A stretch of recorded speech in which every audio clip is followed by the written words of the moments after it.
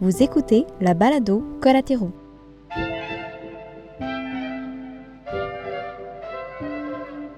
Dans ce nouveau format d'épisode, on assiste à la rencontre de Catherine du projet Rue Bernadette et de Fanny de la boutique La Bobineuse. On y parle d'approvisionnement éthique et responsable de la laine et de son processus de fabrication. N'hésitez pas à partager et à nous soutenir via notre compte Patreon.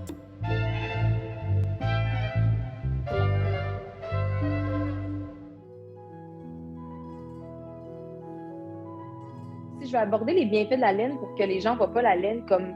oui, je pense qu'il peut y avoir de la maltraitance animale, mais savoir de quelle façon on peut acheter de la laine ou travailler la laine comme artisan de manière plus éthique, là, dans le fond. Là. Ouais, cool. C'est ça mon premier saut pour moi. Oui, ben, je suis bien d'accord avec toi. Puis je pense que la laine aussi, ça englobe plus que la fibre. Ça touche à la manufacture de la fibre, mais aussi à l'animal, puis aussi de la façon dont il est élevé, puis son rôle en nature, puis en agriculture. Je sais pas, tu connais le mouvement Fiber Shed, évidemment. Mm-hmm. Elle explique vraiment bien, spécialement pour le mouton, c'est quoi son rôle au niveau du pâturage, puis comment les animaux ruminants sont capables, en fait, d'absorber du carbone, puis d'être des animaux, en fait, qui pourraient vraiment nous aider dans le fond, les changements qu'on pourrait faire pour être meilleurs pour sauver la planète. Fait en tout cas, oui, je suis bien d'accord avec toi puis je pense qu'il faut comme toucher un peu à ça, l'industrie de la viande puis le véganisme par rapport à la laine, parce que dans mon expérience à moi, avec le tannage de peau, j'ai vraiment été à l'abattoir chercher les peaux, puis je me suis rendu compte qu'il y avait vraiment beaucoup de pertes au niveau de la laine, mais aussi des peaux qui pourraient certainement être récupérées. Mais encore là, c'est que l'industrie de la viande est pas cyclique. Son objectif, c'est de faire de la production de viande, puis on n'a pas les ressources pour compléter le cycle complet de la laine à ce niveau-là. Et je pense qu'il y a certaines entreprises qui le font maintenant au Québec, là. Je pense à les brebis du rivage, je pense, à Saint-Nicolas, à Québec, qui, eux, produisent de la viande, lait, fromage. Mais encore là, leurs peaux sont traitées ailleurs au Canada, pas au Québec. Puis c'est ça, bref. Faut recréer le cycle d'autonomie textile. Là. Je pense qu'on est tous d'accord avec ça. Puis c'est ça, comme quand on dit le traitement, il est fait à l'extérieur parce qu'il n'y a pas de possibilité de le faire au Québec ou c'est parce que les manières de le faire sont trop coûteuses? Présentement, il n'y a plus de filature active au Québec, à part une qui s'appelle la filature le mieux, mais eux, ils filent des fils industriels. Ils ont commencé à faire des fils pour le tricot là, il y a quelques années parce qu'ils ont vu que ça revenait populaire. Là. Mais principalement, leur business, en fait, eux, ils font des têtes de mop puis des tapis industriels comme pour de la laine, en fait, pour le tissage de tapis industriels pour les hôtels. Fait que c'est ça leur grosse business. Fait que c'est une grosse filature industrielle, mais qui file pas nécessairement, premièrement, les quantités, puis les qualités de fil qu'on utilise pour le tricot main ou le tricot de vêtements, c'est pas ça leur business. Mais au niveau de la filature de laine, celle qui est encore en service, qui fournit là, tous ceux qui font filer de la laine du Québec, c'est au Nouveau-Brunswick, c'est la filature de Briggs and Nettles. Fait que c'est pas si loin, mais ça reste que c'est pas au Québec. Puis ils ont aussi une limite dans ce qu'ils peuvent accomplir. Puis toutes les autres filatures, il y en a d'autres au Canada, là, ailleurs, mais c'est toutes des... Je vais généraliser, c'est pas nécessairement toutes, mais généralement, c'est des petites filatures qui sont comme artisanales ou qui ont été conservées par des artisans, justement, qui élèvent leur propre troupeau de moutons ou de chèvres, qui continuent à faire vivre la filature, puis qui, là, vont filer des petites quantités de laine que d'autres éleveurs leur envoient sporadiquement, mais c'est plus une business comme c'était là. Non.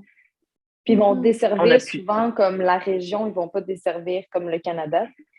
ces petites entreprises, ces petites filatures-là, oui, effectivement, parce qu'ils n'ont pas les infrastructures pour desservir des grosses quantités, là.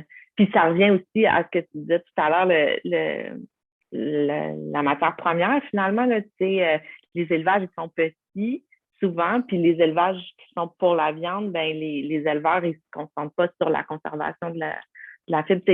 J'en connais aussi quelques-uns là, qui vont récupérer des toisons chez des éleveurs de viande qui ont fait des ententes comme ça, mais c'est beaucoup de travail, tu sais, parce que à la base, c'est pas prévu dans la chaîne, finalement, là, de récupérer la toison avant que l'animal prenne dans l'abattoir ou Puis c'est pas de la laine extrêmement intéressante non plus au niveau c'est pas les mêmes variétés de moutons. C'est ça. Ouais. C'est ça.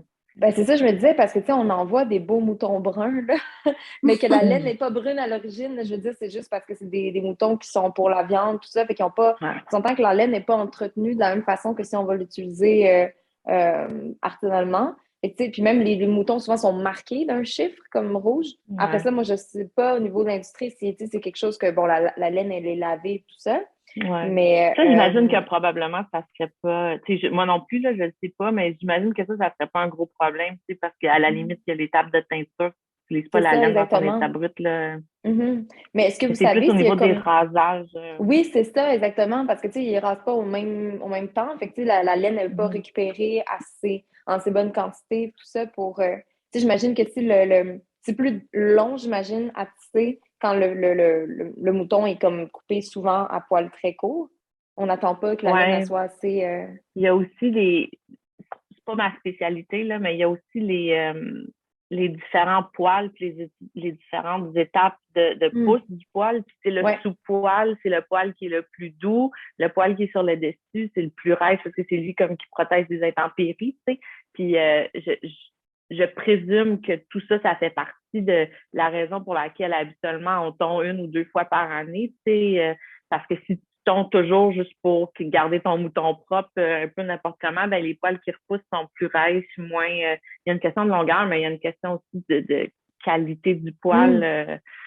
La mue se fait parce que les poils rêches tombent. Tout ça, ça fait partie du cycle normal du poil de l'animal, là, mais si on le force en le tondant... Oui. À ce moment, le poil il est plus protégé par son propre poil. Oui, c'est ça. Puis qu'est-ce que tu disais, Catherine, au niveau du mouton, comme quoi c'est pas la même qualité de la laine au niveau des industries de la viande, puis... Ben, en fait, c'est que dans les recherches que j'ai faites, je me suis rendu compte que les producteurs de viande, justement, tondent plus souvent pour faciliter l'agnelage, dans le fond, parce que c'est leur objectif que la brebis donne naissance plus souvent. Fait que ça revient un peu au même, ce qu'on disait, c'est que la laine est rasée plus souvent, donc moins de longueur, puis est plus rude aussi. Puis il y a beaucoup, beaucoup de débris qui se ramassent là-dedans parce que c'est pas...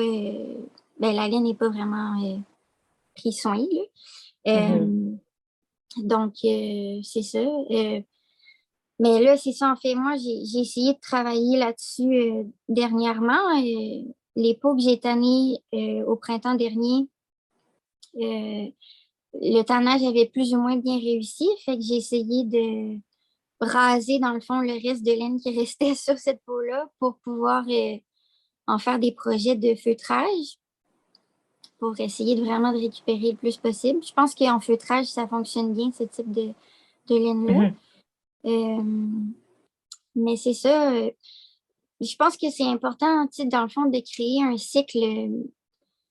un nouveau cycle avec des nouveaux producteurs qui ont une nouvelle façon de faire, qui ont des valeurs beaucoup plus éthiques.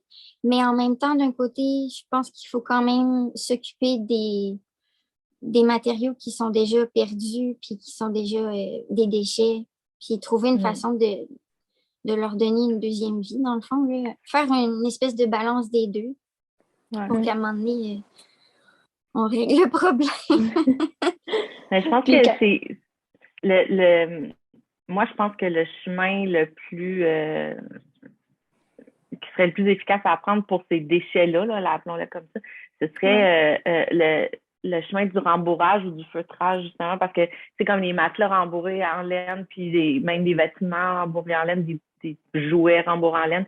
On pourrait utiliser toutes ces laines-là qui sont pas, mettons, de meilleure qualité ou qui sont pas les plus douces ou les plus propres ou les plus belles, parce que ça fait la même job d'isolation, ça a les mêmes propriétés biodégradables puis respirantes, puis mais ça n'a pas besoin d'être les plus douces parce que ça, c'est l'autre aspect qui est difficile aussi, c'est de convaincre les gens de tricoter parce que c'est pas les mêmes espèces nécessairement qui sont utilisées non plus pour la viande que pour la fibre. Mais il reste que les moutons qu'on a au Québec, c'est pas non plus des mérinos, là. C'est pas la laine la plus douce, elle est un peu sèche.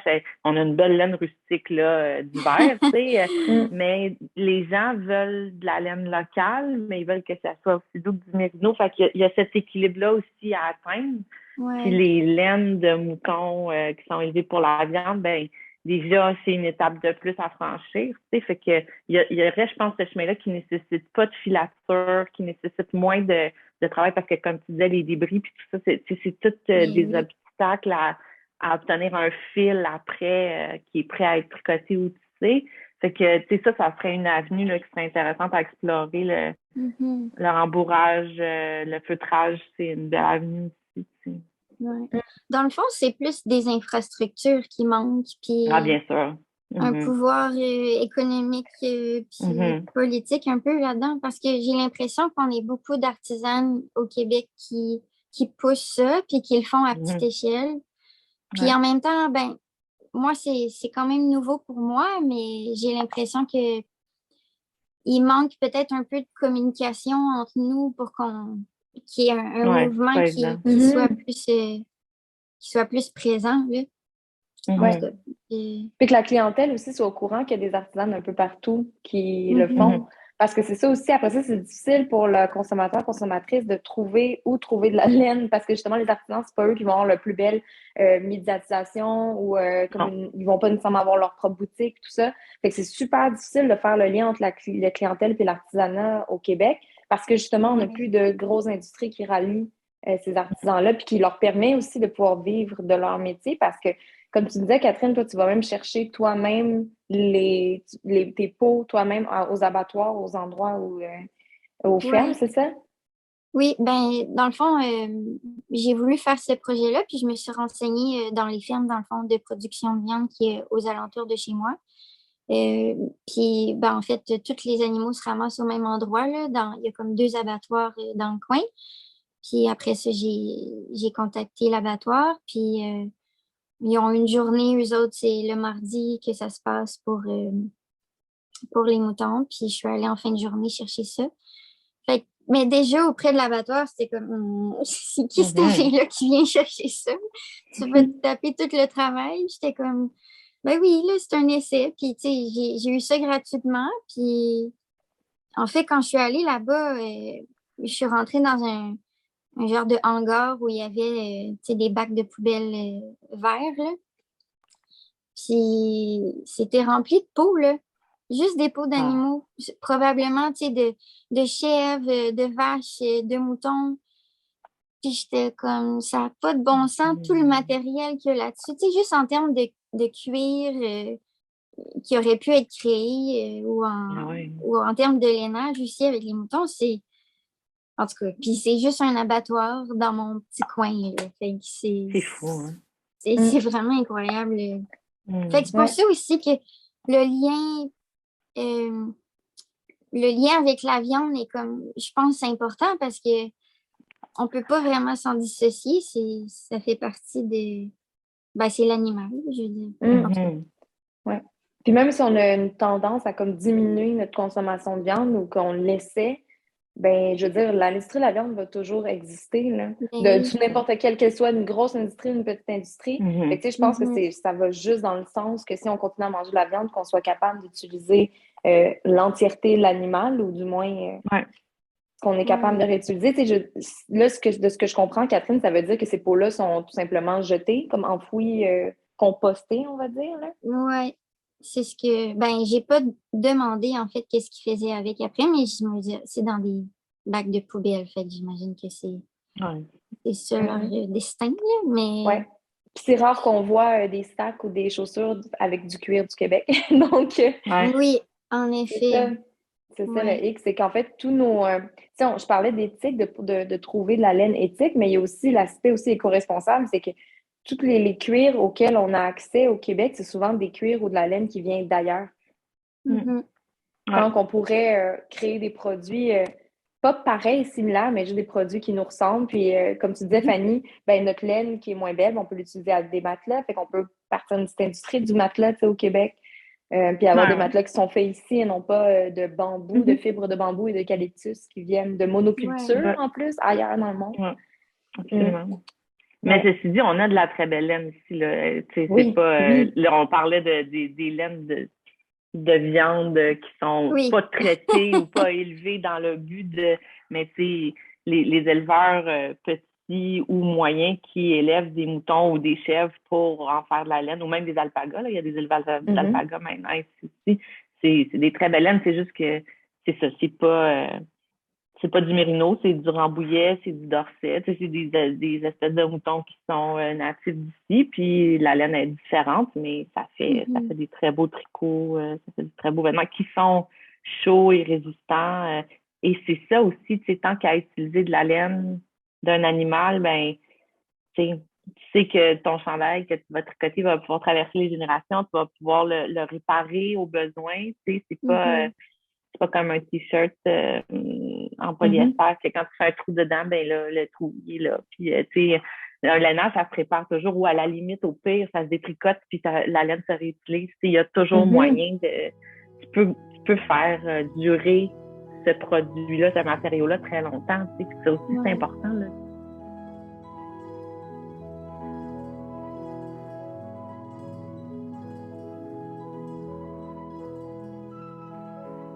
Au niveau du prix, je connais pas toutes les petites fermes, là, mais il y a Alpagador à Saint-Chrysostome, près de chez moi, puis il y a Microferme Retour aux sources. Retour aux sources, ouais. Ouais.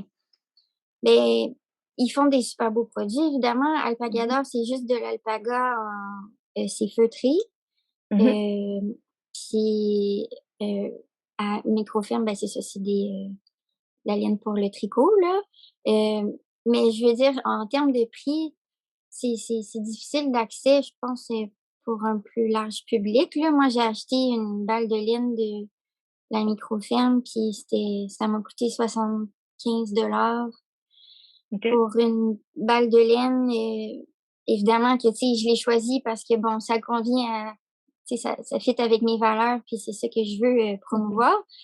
Mais c'est ça. Évidemment que le prix local de la laine avec toute la transformation, Mm. c'est Oui. pas donné à tout le monde, là. Ouais. Non, bien sûr, comme plusieurs Ouais. choses faites en petite quantité locale, là, tu sais. Ouais. Mais il y en a, ça dépend aussi de la grosseur des élevages puis du produit. Parce que, tu sais, si le produit est filé à la main à l'atelier sur la ferme, c'est différent aussi de s'il est envoyé filé en plus grosse quantité en filature. Ouais. Mais il y en a des, tu sais, moi, je vais pas plugger, là, mais à la boutique, on en vend d'une ferme québécoise à 12-13 $ les chevaux. Tu sais, tu peux faire une paire de bas avec un écheveau, là, ou tu sais, Mhm. avec 5-6, tu peux faire un chandail. Ça fait quand même un chandail en laine fait main qui va te coûter 70 $ avec de la laine, tu sais, québécoise filée au Nouveau-Brunswick. C'est quand Mhm. même Ouais. pas pire, là, tu sais. Il y a des Ben oui. laines commerciales ou qui viennent d'ailleurs qui sont plus dispendieuses, c'est ça. Fait que c'est sûr que ça dépend de plein de facteurs. Ça dépend Ouais. de la Mhm. qualité. Tu sais, il y en a qui élèvent des chefs mohair au Québec, là. C'est ça, Mhm. le mohair, c'est déjà plus dispendieux. Ça dépend comment il est traité aussi. Si toute la job est faite à la main par les artisans à leur ferme, ben là, c'est sûr que Mm. effectivement, c'est beaucoup moins accessible. Faut en acheter Ouais. moins. Acheter mieux, Oui, acheter c'est moins. ça. C'est quoi le meilleur endroit pour un artisan, une entreprise, une petite entreprise? Parce que plus ça va te coûter cher, ta laine, évidemment, plus après ça, il faut qu'il y ait une Ouais, non, bien marge sûr. de ton travail Bien inclus. sûr, bien Fait que là, les sûr. prix. Mhm. Mais tu sais, après ça, je Mhm. pense qu'il faut aussi que la clientèle soit au courant que peu importe C'est ça. le coût de la laine chez l'artisan, le travail qu'il va y mettre va être aussi, ça va Mhm. être onéreux. Puis même quand on Bien regarde des sûr. chandails de laine qui viennent d'ailleurs dans le monde, je veux dire, ça coûte cher, là, je veux dire, un chandail de laine. Mhm. Oui, un surtout de la chandail 100%. en laine, tu sais, fait à la machine, là, tu peux payer ça jusqu'à 300 $ là. Exactement. Alors que c'est justement de la laine qui vient d'ailleurs, c'est tricoté en industrie sur des machines, c'est pas si spécial, là, mais ça reste un chandail en laine qui peut durer très longtemps. Puis Oui. il y a des qualités à ce produit-là, mais je veux dire, il y a Mais c'est ça qui est moyen intéressant, de. c'est qu'il y a quand même une garantie de qualité, c'est-à-dire que c'est pas comme un Ouais. chandail de marque qu'on va acheter 300 $. Je veux dire, la laine en tant que telle, je veux dire, sa valeur va être dans la durabilité, puis l'entretien, tu sais, c'est peu d'entretien, une laine aussi, là. Je sais pas si vous pouvez m'en parler un petit peu au niveau de l'entretien de la laine, mais dans les dernières années, moi, j'ai arrêté de laver tout ce qui était comme lainage ou qui contenait de la laine parce j'ai lu beaucoup, puis on me disait que juste avec le soleil, puis dans le fond, l'air, je pouvais dans le fond éliminer les bactéries, tout ça. Puis la laine ne veut pas, même si elle est retirée de l'animal, elle continue comme d'être vivante, on pourrait dire. Puis Ouais. dans le fond, de pouvoir. Ses propriétés, dans le fond, respirantes font en sorte que elle va s'auto-nettoyer. Donc, je ne sais pas si vous, c'est quelque chose que vous discutez avec la clientèle, tout ça, par rapport à l'entretien. Oui.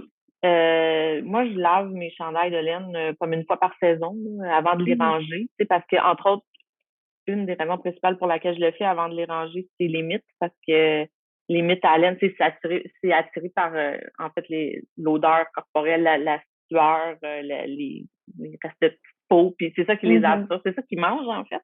Puis là, ben, ils vont manger la laine en même temps. C'est ça qu'on veut pas. Fait que, mais donc, moi, je les lave, là, les miens, avant de les ranger, ou s'ils sont sales, tu sais. Ceux que je porte beaucoup, des fois, je les lave plus à cause de la poussière, en fait. C'est dans l'eau, là, tu vois, c'est juste de la poussière. Puis je les lave toujours à la main. Je les fais tremper avec un petit peu de savon doux à laine ou de savon doux à lessive, mais c'est très peu et tu sais, je les passe pas à la laveuse à chaque fois, je les mets là définitivement pas. Je les fais tremper, je les fais sécher à plat, puis c'est tout, c'est vraiment facile d'entretien, effectivement. Puis c'est rare que tu vas voir un chandail de laine puis dire, ouais, il a pas l'air, tu sais, il a pas l'air propre et ça a toujours l'air de ce que ça a l'air. Puis les petites bouloches, en fait, c'est ça qui achale le plus les gens, étonnamment. Oui. Pas tant le lavage que est-ce que ça bouloche? Ben oui, ça bouloche. Toute bouloche. Et c'est assez inévitable, à part le plastique, puis même le plastique, ça bouloche. Fait qu'un petit coup de rasoir, puis c'est comme neuf. Fait que c'est vraiment, c'est facile d'entretien. Puis toi, Catherine, est-ce que c'est quelque chose, là, tu travailles la peau plus dernièrement? Oui, c'est différent un peu. Oui, ben c'est sûr que le lavage, ça se fait. Les peaux, évidemment que juste de le secouer vraiment bien puis de le faire aérer, ça fonctionne très bien, comme tu disais. Puis il y a une fille qui fait ça aux États-Unis que je suis, qui, elle, les lave dans la machine. Parce qu'une fois que c'est tanné, normalement, la peau est capable de résister à l'eau, là. Ça devient imperméable. Du côté de la peau, je veux dire. Fait que ouais. Mais c'est sûr que l'entretien, moi, mes chandails personnels, j'y lave pas excessivement souvent non plus, là. Mais j'allais dire aussi, tu sais, le fait d'entretenir la laine, d'entretenir ton chandail, tu sais, que tu as choisi, d'enlever les bouloches, je pense que ça crée un lien important entre le vêtement que tu as choisi, puis que tu as investi, ce temps-là qui est accordé à l'entretien d'un vêtement est vraiment important. Puis quand tu le tricotes toi-même ou que tu l'achètes d'un artisan, moi je vois ça de la même façon. En fait, là, quand j'achète quelque chose de quelqu'un qui l'a fabriqué avec ses mains, je le vois aussi précieusement que quand c'est moi qui tricote quelque chose, tu sais, je suis consciente de l'effort et du travail qui a été mis là-dedans. Fait que, tu sais, quand tu prends la peine de choisir un patron, de choisir un fil, tu sais d'où vient ton fil, tu sais un peu ton histoire, ce que ça a pris pour le fabriquer. Puis le temps que ça prend à tricoter, tu sais, un chandail, ça se tricote pas en 2 dimanches, là. Je veux dire, ça prend plusieurs heures. Une fois que tu l'as tricoté, il y a quelque chose, il y a un attachement avec ce vêtement-là. Tu sais, quand tu le portes, il y a comme une fierté. Puis oui, tu veux enlever les petites bouloches, puis réparer les petits fils qui se tirent, puis s'il y a une maille qui... Puis j'en parlais avec mon conjoint hier. Lui, il a une veste en laine qui appartenait à son grand-père, puis c'est notre fille qui la porte maintenant, cette veste-là. Elle a fait 4 générations, puis est encore très belle, puis toute la famille a un attachement à cette vaisselle. Il y a quelque chose avec, ces vêtements-là qui, c'est ça, tu développes un lien d'attachement avec ton vêtement qui est précieux, puis ça te donne le goût de l'entretenir. On dirait que le rapport aussi au vêtement de laine, puis un vêtement qui est plus coûteux, nécessairement, on va l'entretenir différemment, on va lui donner une valeur différente. C'est comme si on redonnait une valeur unique au vêtement, une valeur comme, tu peux en avoir plusieurs chandails de laine, mais chacun va avoir comme une espèce de, ça va être précieux. Oui. C'est ça, une valeur précieuse, c'est vraiment ça. Absolument.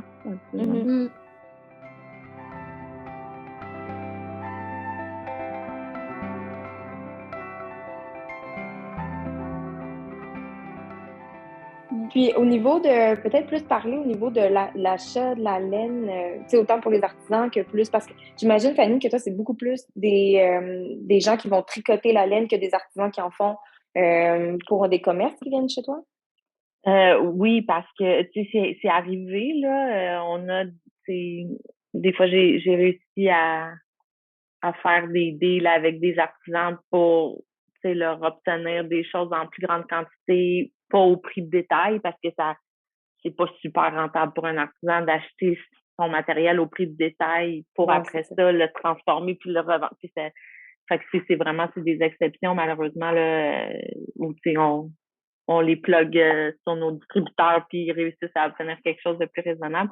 Mais en général, ouais, c'est des gens qui vont venir acheter la laine pour tricoter pour eux-mêmes ou pour offrir, là, mais je sais pas, c'est du grand public, là. C'est pas des artisans qui viennent magasiner principalement. Puis quand je t'ai rencontré la première fois, tu me parlais dans le fond de, justement, on parlait des provenances des laines, tout ça, comme quoi, même si, comme la bobineuse qui vend que de la laine, tu as un choix quand même à faire en termes de, OK, si je veux être le plus éco-responsable, quel emballage je vais utiliser, tout ça. Mais aussi, tu sais, il y a plein de questions au niveau de comme, OK, lequel serait le plus éthique, quelle provenance. C'est quoi comme le processus pour toi quand tu veux intégrer un nouveau produit, un nouvel article de laine? Ben, je me pose toujours toutes ces questions-là, puis c'est d'arriver à faire le meilleur match entre ce que mes clients me demandent, ce que la clientèle nous demande, parce que, autant au niveau des prix, de l'accessibilité, des types de laine qui ont envie de tricoter, nous, on essaie de leur proposer nos choix là-dedans, puis d'arriver à une entente. Puis là, il y a tous les aspects de, justement, d'éco-responsabilité, le traitement des animaux, la provenance, bien sûr, ça vient de loin, mais les étapes, comme il y a un de nos fournisseurs, par exemple, c'est une laine anglaise, mais tout est vraiment à l'intérieur de 80 km, la ferme, la filature, la ceinture, le nettoyage, tout se fait là. Puis après, ça part de là, puis ça s'en vient chez nous. Fait qu'entre là puis Vancouver, mettons, c'est pas si plus loin, puis le chemin. Fait que ça, c'est toutes des choses qu'on prend en compte. Les produits recyclés ou réutilisés, dans les dernières années, il y a quelques entreprises qui se sont mis à réutiliser dans le processus de filage, il y a le processus de cardage au début, c'est comme des grosses brosses, en fait, qui peignent les fils pour les mettre toutes dans la même direction avant de les filer. Il reste des déchets de cardes, puis entre les différents types de laine, ils doivent nettoyer les cardes. Puis là, ce qui restait, il y a des compagnies qui se sont mis à réutiliser ça pour faire des laines comme mélangées un peu, mais ça donne quand même des super beaux produits qui récupèrent ça. Il y a des compagnies qui font des laines recyclées, donc qui récupèrent les déchets de laine, qui les redéchiquettent, qui les refilent. Là, c'est sûr que le recyclage de textile, ça demande quand même des ressources, mais c'est comme un équilibre qu'on essaie d'atteindre. La même chose avec les fibres végétales, oui, les fibres végétales, ça demande des ressources, mais là, est-ce qu'on est capable d'avoir au moins des produits qui sont bio, qui sont pas, du coton, mettons, qui est pas shooté de plein de pesticides. Puis, fait que c'est tout ça qu'on regarde. Puis après ça, aussi les gens derrière les entreprises avec qui on fait affaire, c'est un ensemble de choses, c'est plusieurs facteurs, mais c'est ça qui est intéressant aussi, là, c'est d'arriver après ça à avoir des choses sur les tablettes qu'on est content, qu'on n'a pas de problème à suggérer, qu'on est heureux de pouvoir proposer parce que ça répond à ce que tu cherches, mais en même temps, tu sais que l'empreinte énergétique de de ces produits-là est pas si mal, tu sais, fait que... Oui, vraiment.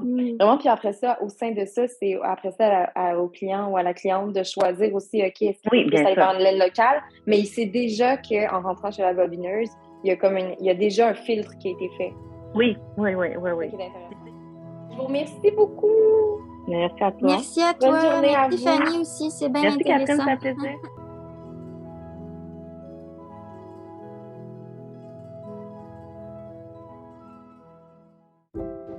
Je vous remercie d'avoir encore une fois été des nôtres et je vous invite à partager notre balado et à devenir membre Patreon pour nous aider à aller à la rencontre du savoir-faire.